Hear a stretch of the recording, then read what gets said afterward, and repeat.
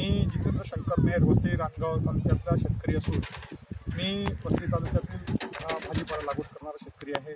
मी अनेक जन्मापासून इकडे शेती करत आहे आणि आमचा भाजीपाला मुंबई या मार्केट जाताना जे शेती माल हा कृषी उत्पन्न बाजार समितीत द्यायचा, तो आता आम्हाला थेट शेतकऱ्यांनी ग्राहकापर्यंत न्यायचा आम्हाला एक सरकारने संधी दिली आहे.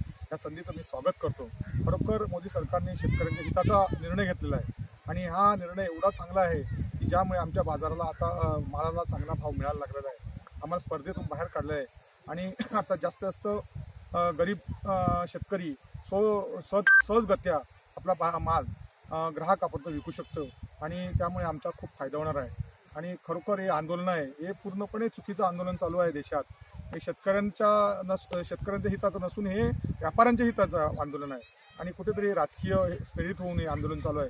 तर आमचा ह्याला विरोध आहे आणि जे भारत बंद केलं आहे त्यामुळे आमचं अतोनात नुकसान झालं आहे. ह्या नुकसानीचा आमचा पूर्ण विरोध आहे. तरी कृपया करून हे आंदोलन स्थगित करावं आणि शेतकऱ्यांच्या हिताचा जो प्रश्न आणला आहे तो आमच्या परत लागू करावा आणि मोदी सरकारने जो शेतकऱ्यांच्या जे विधेयक आणले त्याला आमचा पूर्ण पाठिंबा आहे.